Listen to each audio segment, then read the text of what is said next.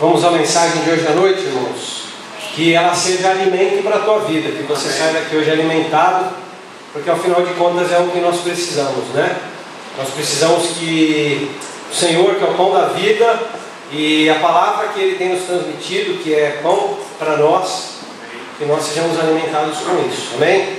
A mensagem de hoje se chama Uma Chance contra o Pecado. Uma chance, uma única chance contra o pecado.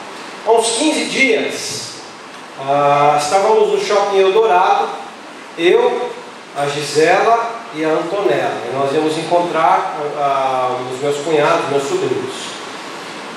E na parte térrea do Shopping Eldorado, a Adidas havia montado um stand promocional.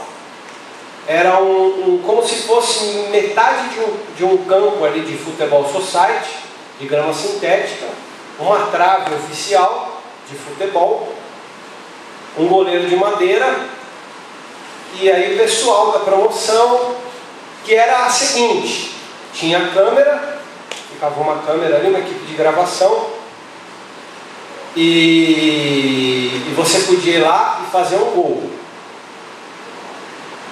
E o gol mais bonito ia ganhar uma viagem para o Japão para assistir um Mundial de Clubes que está acontecendo. E alguns jogos já aconteceram. Eu olhei aquilo, eu já me empolguei. Eu falei para a Gisela, eu vou lá, eu vou fazer um golaço. Aí fui lá, passei no pessoal da equipe, me deram uma camisa do Chelsea, né, que a Adidas é a patrocinadora.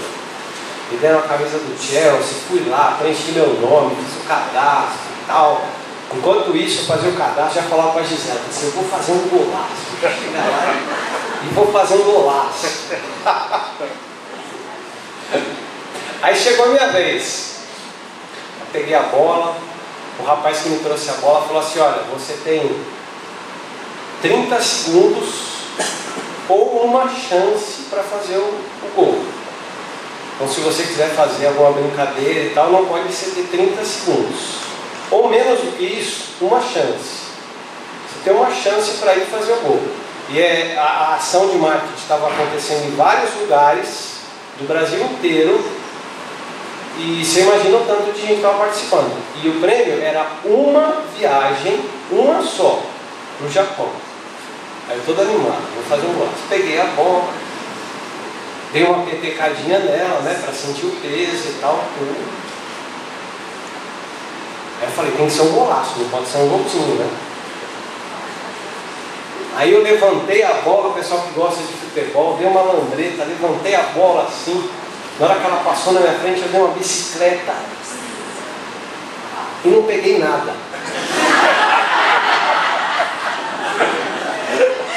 Na hora que ela passou na minha frente assim, eu chutei o vento, caí de costa no tablado assim, e era um tablado, ele não estava no chão, era um tablado mesmo que estava montado, né, de madeirite, assim, acima da altura do chão. Mas fez um barulho que ainda bem que o shopping ainda estava vazio. Porque se tivesse cheio, e na hora que eu virei assim, eu caí bem virado para onde estava a Gisela. A Gisela levou a assim.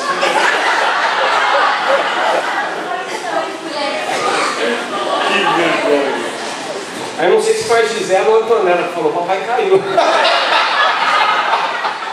Você é maltrado infantil.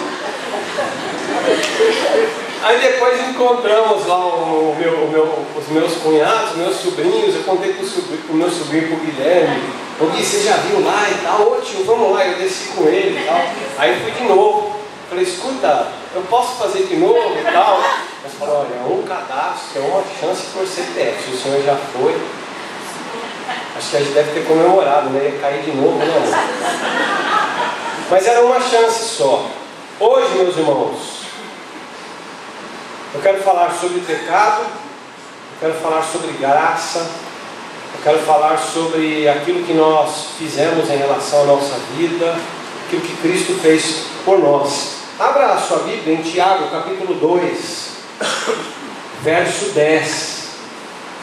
Ele não é o texto da sequência, só que da última vez, né, que eu preguei, mas ali alguns assuntos se repetem. Então eu estou partindo para Tiago capítulo 2, verso 10.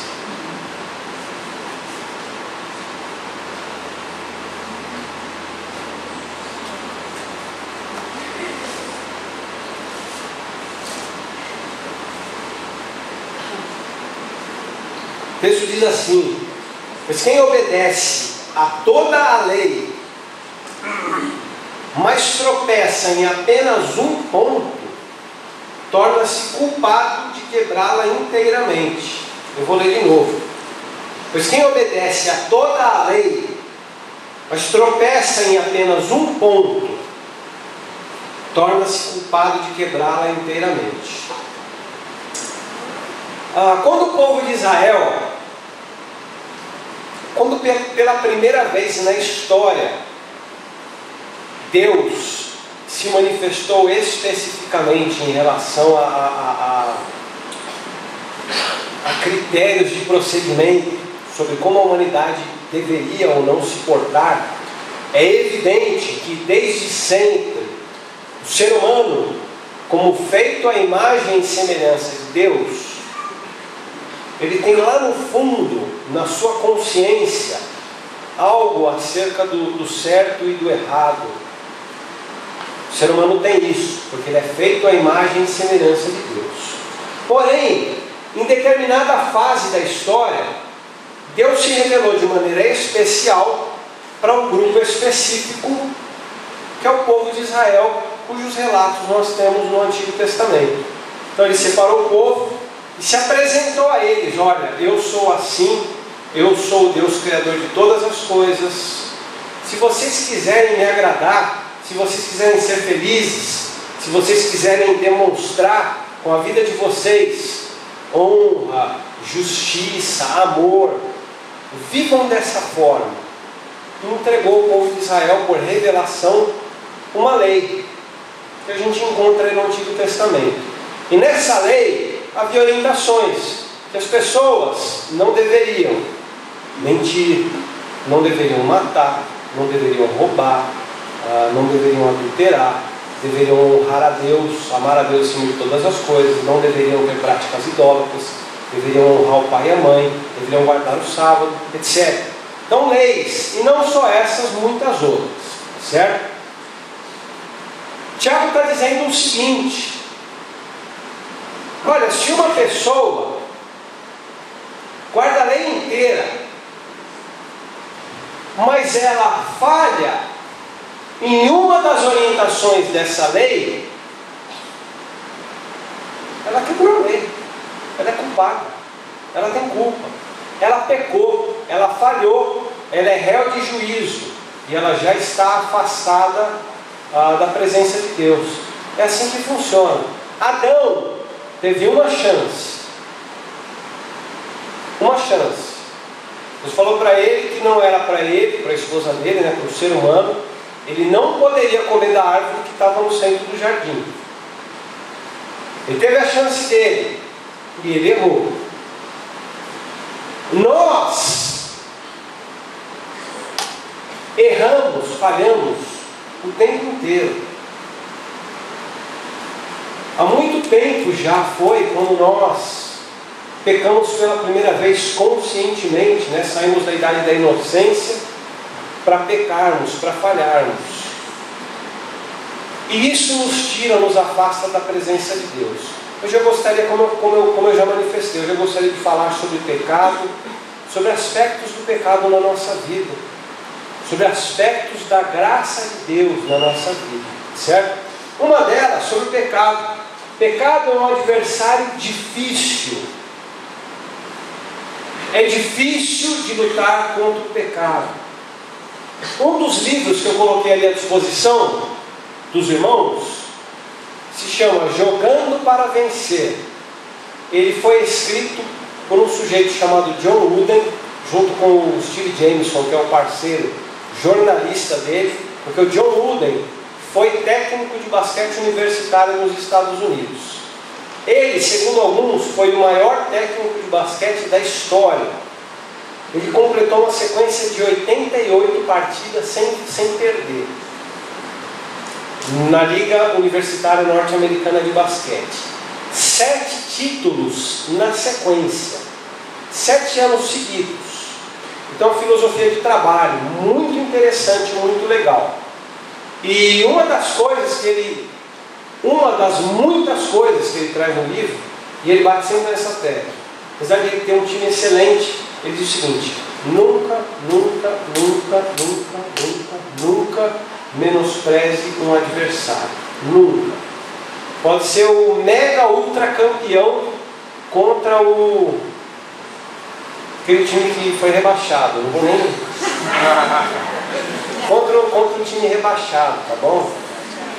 Brincadeira da parte. Nunca menospreze um adversário. O pecado, meus irmãos, aquelas coisas contra as quais nós temos de lutar, não menospreze. Não menospreze. Não acho que é uma coisinha, não acho que é simples de lidar. Porque as coisas que acabam nos amarrando na vida e as coisas que acabam nos afastando de Deus são coisas que nós devemos tratar com atenção. Eu preguei há algum tempo, eu não me lembro nem do título da mensagem qual que foi, mas eu me lembro de ter dito isso. Às vezes, na nossa luta contra o pecado, falta inteligência, falta sabedoria, falta planejamento. Assim, olha, eu sei que isso aqui me enrosca na vida. Eu vou trabalhar para que eu não tenha de lidar com esse tipo de situação. Falta de inteligência, falta de sabedoria, falta de você planejar situações, né? Então nós não podemos menosprezar o nosso adversário. Satanás é o nosso adversário. E o pecado também, contra o qual nós sempre temos de lutar. Olha só o que diz Romanos 7,19. Paulo falando acerca da luta que ele tem com o pecado. Pois o que eu faço não é o bem que eu desejo, mas o mal que eu não quero fazer, esse eu continuo fazendo. Olha a força do pecado, até mesmo sobre um sujeito usado por Deus e abençoado por Deus, como o apóstolo Paulo. O apóstolo Paulo fala assim: olha, as coisas que eu não gostaria de fazer, eu faço. As coisas que eu gostaria de fazer, eu não consigo fazer. Eu pergunto para você, esse é um adversário forte? É um adversário forte. É um adversário que merece a nossa atenção, merece a nossa dedicação total na nossa luta? Merece. Por isso que nós temos de trabalhar com todo o nosso esforço contra o pecado. Porque ele é um adversário difícil de ser enfrentado. Porque até mesmo pessoas como o apóstolo Paulo, homens usados por Deus, tinham lutas intensas. Olha, isso aqui que eu não queria fazer, eu faço. Aquele outro que eu sei que eu preciso fazer, eu não consigo. Eu não encontro as forças para fazer. Então, sobre o pecado, é um adversário super difícil de nós enfrentarmos. Continuando. Pecado. Pode passar. Mesmo nós já tendo falhado, mesmo nós sendo pessoas pecadoras, sendo pecadores, nós devemos passar a nossa vida, nós devemos continuar lutando contra ele. A chance que nós teríamos, porque a rigor, o pecado já vem na transmissão de geração, né? O salmista diz assim: sei que em pecado eu fui concebido. O ser humano já nasce pecador, porque vem na transmissão da geração. Isso não vou ficar falando disso, isso é teologia. Mas a eventual chance que nós teríamos contra o pecado já foi perdida. Eu sou pecador, você é pecador, já foi. A nossa chance de sermos irrepreensíveis já passou. Agora, mesmo nessa condição, o que vai demonstrar se nós somos de fato verdadeiros filhos de Deus ou não, é a maneira como nós lutamos contra o pecado, é a maneira como nós lutamos contra as coisas que querem nos afastar de Deus. É isso que vai nos definir como pessoas que temem a Deus ou não. Deus, preste atenção, Deus, ou melhor, Aqueles que alcançam o favor de Deus não são os perfeitos, são os humildes. São aqueles que reconhecem as suas falhas, independentemente de quantas sejam, mas que reconhecem as próprias falhas e clamam pela misericórdia e pelo perdão de Deus. É isso que define a pessoa que tem temor de Deus ou não. Perfeito ninguém é. Se você tiver a oportunidade de ler todas as histórias que estão nesse livro aqui, você vai ver com facilidade que pecador, todo mundo é. Eu li 2 ou 3 quartas-feiras atrás, eu li um trecho de Hebreus 11, a galeria da fé. Homens que foram imortalizados pela fé que tinham no Senhor. Aí eu peguei com os irmãos na quarta-feira e pincei alguns nomes. Falei, está vendo esse aqui, ó, que está na galeria da fé? Ele falhou assim, assim, assado. Está vendo esse outro aqui, ó, que ele está na galeria da fé? Um exemplo de servo de Deus, ele fez isso, isso e isso de errado. Está vendo esse outro aqui, ó? A Bíblia conta que ele fez assim, assim, assim, que ele falhou. Então, meus irmãos, graças a Deus, porque a Bíblia, ela trata das pessoas, dos grandes homens e mulheres de Deus, de maneira justa. E não coloca aqui pessoas endeusadas, de conduta inatingível por nós, não. Pessoas como eu, pessoas como você que falham. Então eu não sei se você já se deparou com a seguinte situação: poxa vida, eu erro, eu falho, tem coisa que eu sempre peço perdão para Deus, tem coisa que sempre o meu cônjuge, meu pai, minha mãe, meu filho, minha filha, meu irmão sempre traz à tona. Não, mas você está fazendo isso de novo, você está procedendo assim, e coisas contra as quais eu luto, mas eu não consigo vencer. Eu acho que eu não sirvo para ser seguidor de Jesus Cristo. Não precisa se manifestar, mas você já pensou em determinada fase da vida assim: poxa, eu acho que eu não sirvo para ser cristão, porque assim, eu vou lutando, eu não consigo vencer. Eu quero dizer para você o seguinte: não é a perfeição que nos coloca na condição de filhos, servos e amados por Deus. É uma luta, sim, é uma luta verdadeira, não é uma luta sem vergonha, tá bom? É uma luta verdadeira, constante, e a humildade. Senhor, eu falei de novo, mas eu quero acertar, eu quero continuar, até, meus irmãos, que vai chegar o tempo, glória a Deus por isso, porque as nossas lutas vão cessar, que aí nós estaremos com o Senhor, descansando dessas preocupações, tá certo? Vai chegar esse tempo, mas até lá é luta, então continue lutando. Continue lutando, mesmo nós já tendo falhado, mesmo nós já vendo essa realidade de condição de pecado, continue lutando, porque é isso que vai definir você como servo, como filho de Deus, a maneira como você se coloca. Se você se colocar como um vencido, como um derrotado, olha, eu sou mesmo assim, eu vou continuar assim, pouco me importa. Tome cuidado, porque pode estar demonstrando que você já se identificou com as trevas. Eu sou assim, eu sou isso mesmo, eu não me importo de ser isso mesmo. Tome muito cuidado, continue lutando. Diz Hebreus capítulo 12, verso, pode voltar, não está lá Hebreus? Não está, não pus. Hebreus 12, 1 a parte B diz o seguinte: devemos nos livrar de tudo que nos atrapalha, do pecado que nos envolve, corrermos com perseverança a corrida que nos é proposta. Então é isso, se livrar do pecado, vai em frente. Ele vai querer te enredar de novo? Vai. Continue correndo, perseverando. Amém? Amém. Sobre o pecado, ele não será vencido pelo nosso mérito. Quando nós alcançamos vitória sobre o pecado, não é pelo nosso mérito, meus irmãos.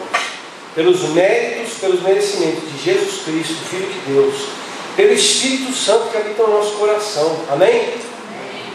Por isso nós devemos ter cuidado quando nós olhamos para pessoas que estão aí fora fazendo coisas absurdas, porque muitas vezes a diferença entre nós e elas é que nós não fazemos essas coisas porque o Espírito Santo de Deus habita no nosso coração, nos traz orientação e instrução sobre o que fazer e o que não fazer. Mas a índole do ser humano, o ser humano é o ser humano. Eu não trouxe aqui, mas se eu não estou enganado, é o Evangelho de João, capítulo 2, versos 34 e 35. Tem algum lugar ali, eu não trouxe. Mas assim, tem um trecho que fala assim: Jesus nem se preocupou muito com o que estavam dizendo, porque ele sabe que o ser humano é o ser humano. Nós somos pecadores, nós somos falhos. E quando nós conseguimos uma vida de santidade, saiba que não é pelo nosso mérito. É quando nós abrimos o nosso coração em oração na vida e falamos: olha, Espírito Santo, sabe aquele louvor antigo? Diz assim: Espírito Santo de Deus, vem controlar todo o meu ser, dirigir o meu viver, o meu falar, o meu pensar, o meu agir, né? É quando nós, na nossa rotina, nos colocamos diante do Senhor e oramos: Senhor, toma meu coração, toma minha mente, né? Seja verdadeira a palavra de Gálatas 2:20, não vivo mais eu no meu corpo, mas Cristo vive em mim. Então é essa vida. Quando nós alcançamos vitória sobre o pecado, saiba que é a vitória do Senhor. E nós só podemos agradecer a Deus e falar: Senhor, obrigado pela tua obra na minha vida, obrigado porque poderia ser eu na condição daquele sujeito lá. Não sei porque não sou, mas poderia ter sido eu. Poderia estar eu com uma vida desgraçada, poderia estar eu sendo olhado pelas pessoas como um monstro, poderia estar eu lá com a mente controlada por Satanás, poderia ser eu. Graças a Deus que nós temos a mente controlada pelo Espírito do Senhor. Então, contra o pecado, quando há vitória, saiba, não há um mérito, o mérito não é nosso, o mérito é do Senhor. Por isso que diz, pode passar, Efésios 2:8, vocês são salvos vocês são salvos pela graça por meio da fé. Isso não vem de vocês, é dom de Deus, é dom de Deus. A graça é dom de Deus. Ninguém aqui consegue, ninguém aqui vai conseguir viver para ter um superávit, uma contabilidade positiva nas obras más e ruins. Olha, você fez tanta coisa boa que você alcançou o favor de Deus. É graça, graça, graça. E aliás, às vezes está deficitário e está muito, mas basta a humildade. Senhor, olha, eu sei que eu sou, mas igual o ladrão da cruz. Ele lá aos 47 do segundo tempo: Jesus, quando entrares no teu reino, lembra-te de mim. Aí Jesus fala: olha, hoje mesmo você estará comigo no paraíso. Às vezes o déficit é grande, viu? Mas a graça abunda, a graça é maior. Amém? Então nós somos salvos pela graça, por meio da fé. Olha Gálatas 3, 10 e 11, falando sobre aqueles que creem no mérito da lei, da prática da lei, e aqueles que creem no mérito da graça. Ele fala assim: já os que são pela prática da lei, que acham que é isso, né, que traz o favor de Deus, estão debaixo de maldição. Por isso está escrito: maldito é todo aquele que não persiste em praticar todas as coisas escritas no livro da lei. Se você quiser alcançar o mérito pela lei, tem que praticar tudo. Senão, meu irmão, é graça. É evidente que diante de Deus ninguém é justificado pela lei, pois, e aí ele cita Joel: o justo viverá pela fé. Acho que é Joel 2,4. O justo, ele vive pela fé. Isso é Joel 2,4 ou Abacuque 2,32. Depois eu dou uma olhadinha, mas é uma citação, isso está entre aspas. Então, meus irmãos, o mérito na vitória contra o pecado é da graça de Deus. Amém? Por último, sobre o pecado, ele não tem poder para nos condenar. Pecado não tem poder sobre nós. Somos pecadores? Somos pecadores. A nossa chance já passou de irrepreensibilidade, se existe essa palavra, já passou. Falhos, pecadores. Ponto. Agora, o pecado, ele não tem o poder de nos condenar. Amém? Às vezes as pessoas, aquilo que eu já falei, elas entregam os pontos colocando a culpa em alguém. Há um pecado que é mais forte, é Satanás, é a minha criação, foi isso, foi aquilo. Essa semana eu não sei quem acompanhou a notícia, eu vi na internet. Um policial, um sujeito da Polícia Civil, não sei se de São Paulo ou do Rio de Janeiro, que violentava mulheres. Alguém viu essa notícia? Um policial que violentava mulheres. Aí o que acontece? Descobriram. Aí ele foi lá, quando ele foi interrogado, lá chorou, falou, eu fazia, eu sabia que estava errado, mas eu não sabia como parar.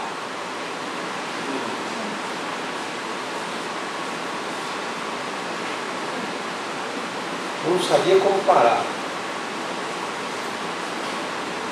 Não quero julgá-lo, né? Porque que haja misericórdia sobre a vida dele como há sobre a minha vida. Mas às vezes acontece isso, as pessoas pegam e é mais forte do que eu. Satanás é mais forte do que eu. Só que aquele que é por nós é maior do que aquele que está no mundo. Amém. Então, que nós tenhamos firmemente no nosso coração de que o pecado, ele não tem força para nos condenar.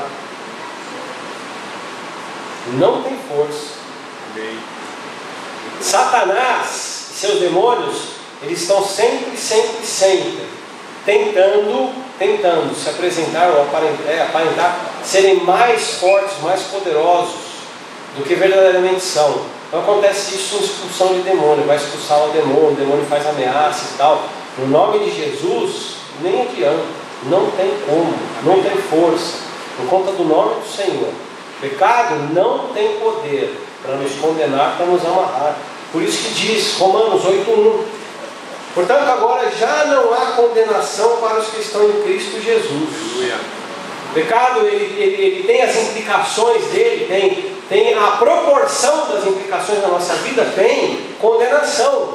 Agora, a vitória do Senhor é maior. Sobre aqueles que estão em Cristo Jesus já não há condenação. O pecado não tem poder para nos escravizar. Em nome de Jesus, nós temos como viver uma vida de santidade. Amém? Por último, olha só, Mateus 1:20, no Espírito do Natal, falando sobre o nascimento de Jesus. Quando José estava pensando em largar Maria porque ela estava grávida, diz assim, mas depois de ter pensado nisso, depois de ter pensado em largar Maria, apareceu um anjo do Senhor em sonho e disse, José, filho de Davi, não tema receber Maria como sua esposa, pois o que nela foi gerado procede do Espírito Santo. Ela dará à luz um filho, e você deverá dar o nome de Jesus, porque ele salvará o seu povo dos seus pecados. Jesus já nos salvou dos pecados. Amém? Aleluia.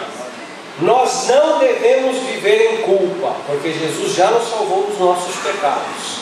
Quantas e quantas vezes nós não somos afrontados e ameaçados por Satanás, das forças das trevas, querendo colocar no nosso coração que nós não somos dignos do Evangelho, que nós não somos dignos do Senhor, que nós não somos dignos de viver a vida de comunhão da igreja, que nós não somos dignos de nos ajoelhar à noite para orar a Deus, que nós não somos dignos de ler a Bíblia, nós não somos dignos de vir aqui, abrir a boca para cantar. Não há condenação para os que estão em Cristo Jesus, porque Jesus veio para salvar o seu povo dos seus pecados. Amém?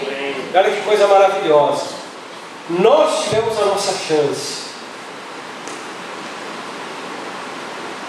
Perdemos. Jesus, olha o que diz a Bíblia, Hebreus 4:15, parte B. Jesus, como nós, passou por todo tipo de tentação, porém sem pecado. Amém? Amém. Ele teve a chance dele e ele foi vencedor. Glória a Deus. E mais do que isso, na vitória dele, ele chama todos nós para que nós participemos. Ele vence. E na vitória dele ele fala assim, mas é o seguinte, não sou eu que vou vencer, tá bom? Esses daqui, eles vêm comigo também. Glória a Deus. A vitória é minha, mas a vitória é deles também. Fico pensando, já pensou se alguém lá no stand da Adidas, lá no Shopping Eldorado, o cara faz um golaço de bicicleta lá, os caras premiam ele e falam assim, mas é o seguinte, chama aquele rapaz que caiu de costas lá, chama ele lá, eu vou lá e falo, olha rapaz, é o seguinte, eu vi, você se estatelou no chão, você queria fazer um golaço, deu um vexame, mas é o seguinte, a viagem que eu ganhei, pode ir, você que vai. Já pensou?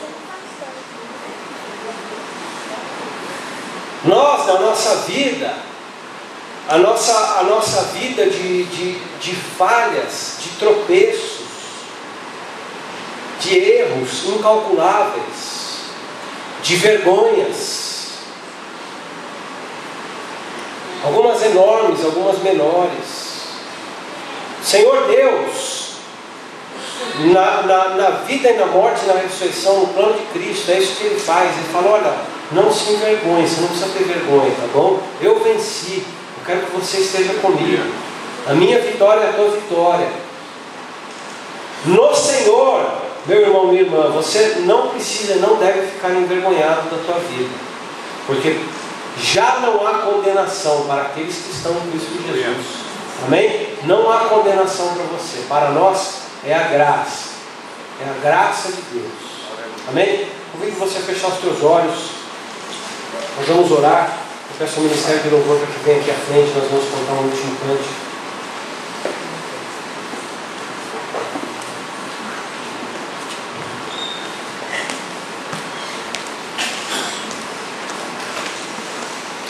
Senhor Deus, obrigado por essa noite, obrigado pela tua graça, Senhor.